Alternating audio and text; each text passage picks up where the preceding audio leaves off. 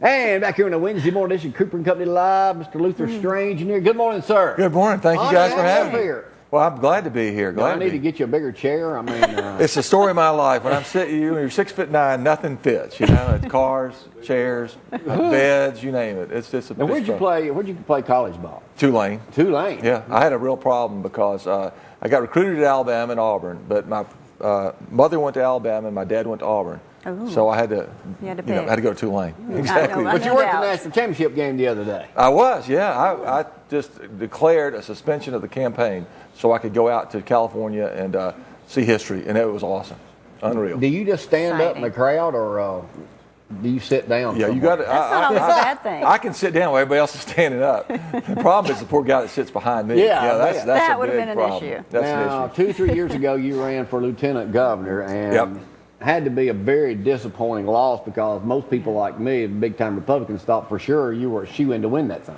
Well, that will teach you a lesson about polls. Don't believe Sure everything will. you read in a poll. But it was a great experience, really, because I'd never run before. I'm not a professional politician or anything. I'd helped people behind the scenes like Jeff Sessions, and I'd been Bill Pryor's campaign chairman, just volunteering to help him get elected. So, to throw your hat in the ring, it's a lot different perspective when you're on the ballot than when you're, pushing somebody else out there. How do you...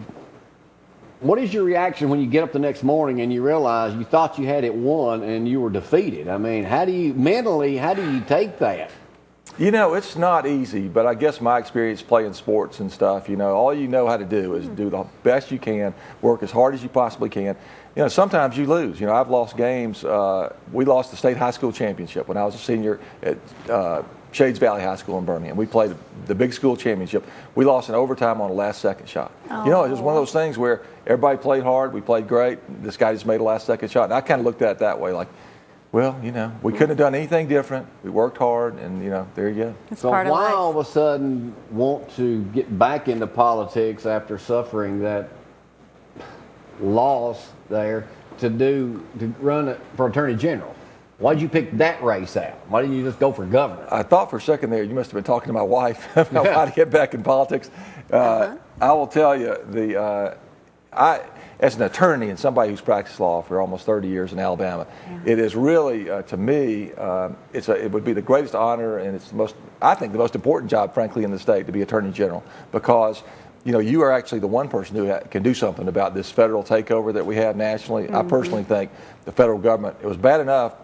We're speaking as a Republican when the Republicans were in charge in terms of spending, failure to address immigration, and a lot of other things, kind of opened the door for Obama. But now we have a takeover. Healthcare is just one thing. Cap and trade. You guys talk about it all the time. The Attorney General is in a position to try lawsuits to protect the state's prerogatives, and so I look forward to that opportunity. What are some of the and we'll get job. on the gambling thing here in just a little bit, but what are some of the major issues facing we folks that grew up here, or actually that not only grew up here, but live in the great state of Alabama? Well, the first issue for the Attorney General is the rule of law. That's what we Republicans believe in. Enforcing the law, whether you agree with it or not, the Attorney General's job is to enforce it. If we don't, we end up with a situation like the immigration problem, where all of a sudden we have a bunch of people here, and we wake up and say, how did everybody get here? Nobody enforced the law. Same thing with the gambling issue. Same thing with the way we treat people in our civil courts, supporting the district attorneys. That's one of the things I'm really proudest of is the DAs around the state are really supporting me, encouraging me to run. Rob Broussard over in Huntsville, Christy Valls here in your community Christy are Well, great friend of people. I ours. mean, they are great people. She's the president of the DAs Association and does a super job. So they need help. They need an attorney general who will work with them. I don't know if you're aware of this, but right now, virtually every except for one whose brother works for the AG, every DA in the state of Alabama is like this with our Attorney General, Troy King. That's a terrible situation because they need to be hand in glove, working together. And for whatever reason, that traditional relationship that Sessions had and Pryor had, backing up the DAs, has totally gone away. Speaking That's of Troy sad. King, he has taken some heat this morning with people calling him a flat-out liar about this. In your opinion, how are these bingo machines legal? They're obviously not. I mean, because they shut down Governor Riley the other day doing the raid with the state troopers, and then they closed two of them last night to do something with the machine. What's the law there, Luther? Well, the law is very clear. There's no doubt that slot machines are illegal. I personally think these are slot machines. There's not any of the elements that you have to have in bingo. And everybody knows. You don't even have to be a lawyer to know what bingo is and what people intended. It ain't a bunch of people sitting around a room hollering bingo. Not what they're doing Not now. pushing buttons where you could play a game blindfolded that looks exactly like a casino slot machine. It can be manipulated. Right here in Huntsville, they shut them down, the sheriff and the DA over there, because they're basically rigged machines. You talked about Larry Langford down in Now, Birmingham. is that not rigged?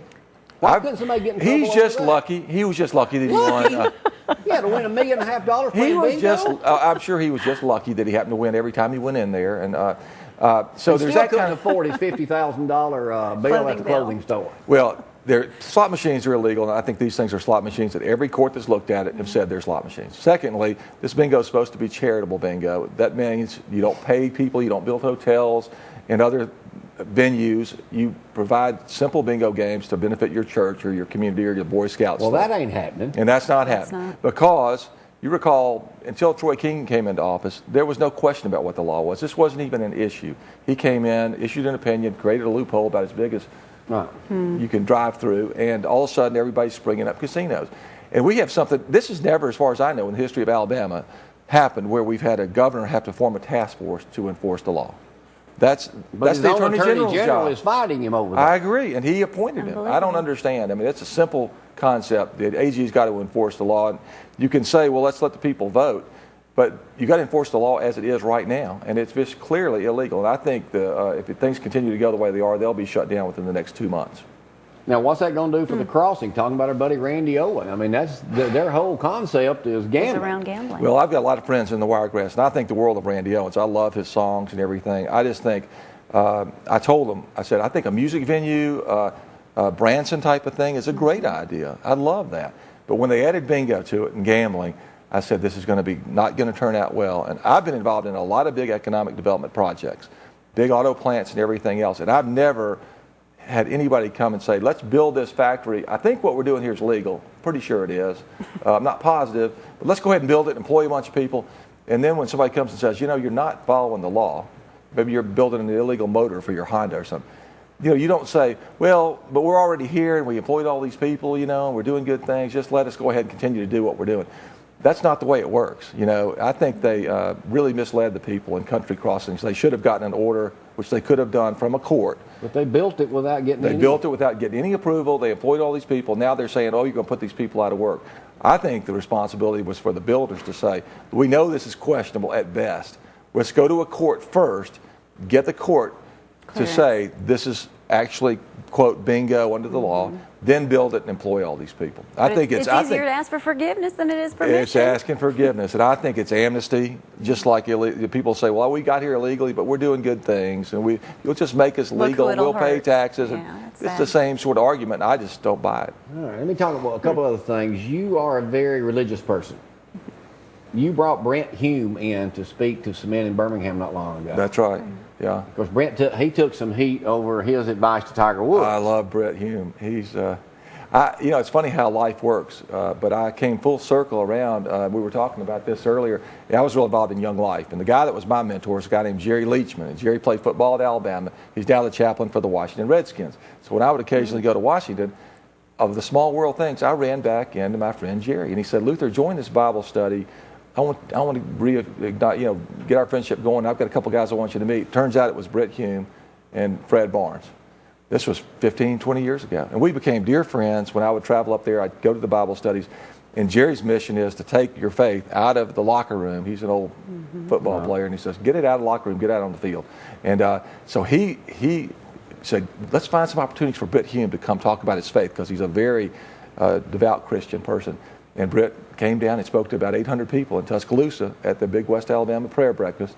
And I've had, I would say Fred Barnes has been here half a dozen times. And he's Great. happy to give his testimony. He's just a great Christian. Speaking of the folks on Fox, Sean Hannity started right next door.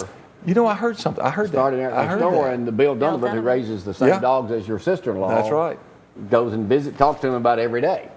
Well, I don't know him, but I'll tell you, Brett Hume, and you can't find a finer person than Brett. And I'm really proud of him for making that recommendation to Tiger. Tiger, yeah. Yeah.